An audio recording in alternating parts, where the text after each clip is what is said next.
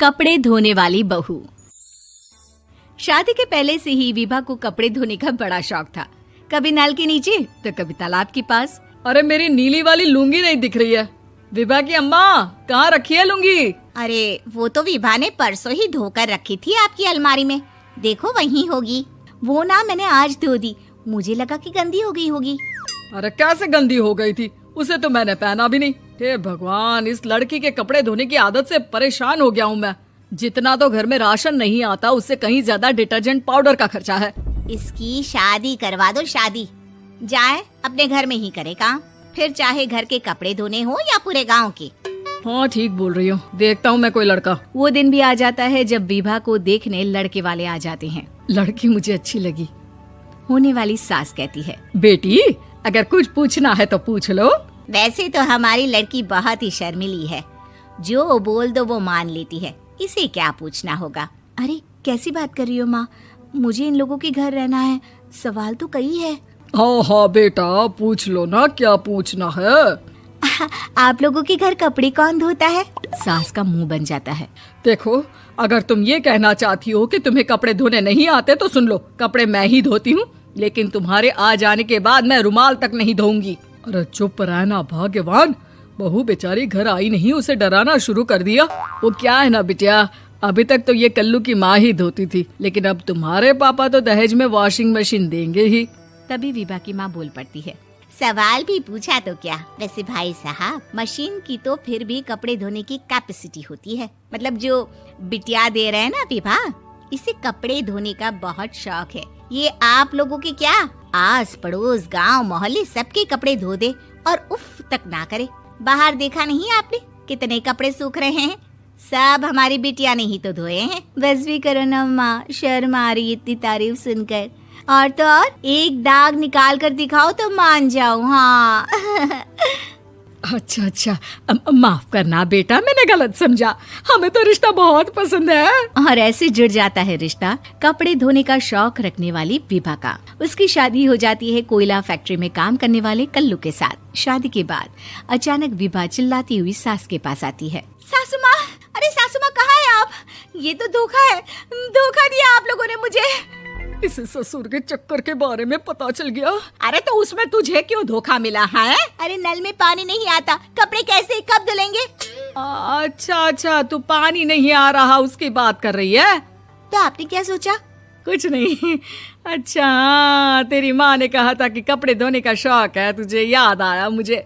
शौक बोलकर कपड़े धोने वाले मेरे जुनून को कम ना आके सासू माँ, कपड़ा धोना मेरा गुरूर है। तभी पति भी वहाँ आ जाता है। अभी मैंने इसे सनी देओल की फिल्म दिखाई है, उसी के डायलॉग मार रही है माँ। अच्छा सुन, साफ साफ बता रही हूँ, पानी सुबह 4 से 6 और शाम को 10 से 12 आता है, समझी? विभा टाइमिंग सुनकर हैरान हो जाती है। ये क्या भूतों का मोहल्ला है? सुबह 4 बजे उठकर कौन कपड़े धोता है? 4 बजे टंकी में पानी जाता है, फिर सारा दिन धोना ना, किसने मना किया?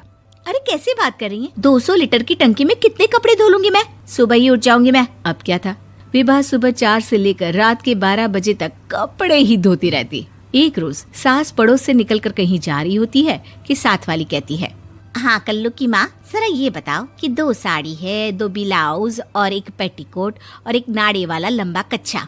हाँ तो? अरे तो क्या, कितना लोगी धुलाई ये बताओ। धोबन दिख रहे हैं हम क्या?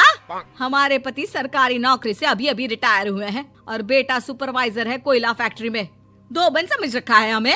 हाय रे कल्लू की अम्मा, माफ कर दो, वो तो मोहल्ले में यही सब बता रहे थे कि तुमने बहू को कपड़ा धुलवाने के काम में लगा दिया है। सास को पड़ोसन की बात सुनकर गुस्सा आ जाता है। वो घर पहुंचती है जहां घर के बाहर ही इतने सारे कपड़े सूख रहे होते हैं जितने कि किसी धोबन के घर पर। अरे ओ कल्लू की दुल्हन, बाहर निकल।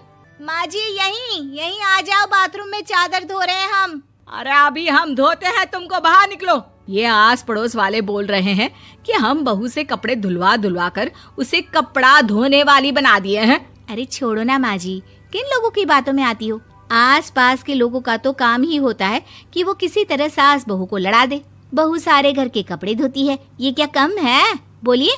सास को भी लग जाता है कि वो बहू का ये सनकीपन नहीं छुड़वा सकती, इससे अच्छा है कि खुद ही चुप हो जाए। एक रोज सास और बहू मंदिर जाते हैं, जहाँ सास की साड़ी वहाँ खड़ी भीख मांगने वाली से मिलती है। माँ जी क्या बात है, आपकी साड़ी उस भिखारन से कितनी मिल रही है ना? हाँ हाँ देखो तो, दोनों की साड़ी मिल रही है। क्या बात है कल्लू की अम्मा, तुम खुद को तो अफसर की बीवी बताती हो और ऐसी सिंपल सी प्लेन साड़ी पहनकर घूमती हो। सिंपल और प्लेन नहीं है ये साड़ी। तो क्या सोने के धागे से फूल बने हैं? कुछ भी सासू माँ, कुछ भी। हाँ बने थे इस साड़ी में सोने के धागे से फूल। मेरे पति लेकर आए थे मद्रास से स्पेशली मेरे लिए 10,000 की। ताहे भाई साहब इस भिखारन के लिए भी सेम टू सेम साड़ी लेकर आए होंगे 10,000 की। सास उस वक्त तो कुछ नहीं कहती, लेकिन बहू के साथ घर आती है और अलमारी से एल्बम निकाल कर लाती है। ये साड़ी देख रही है, ये वही साड़ी है जिसे मैंने अभी पहना था। इस साड़ी में ये जो चमकदार फूल दिख रहे हैं ना, ये सोने के धागों से काढ़े गए हैं। लेकिन तू लोकल वॉशिंग मशीन ब्रश से घिस घिस कर सारे फूलों को निकाल कर साड़ी प्लेन कर दी। मुझे माफ कर दीजिए सासू माँ। और तो और, जब मैंने तुझे तेरी गलती के लिए कुछ नहीं कहा, लेकिन तूने तो सबके सामने मेरा मजाक ही बना दिया। क्यों? बहू को समझ में आ जाता है कि अब से उसका कपड़े धोना बंद।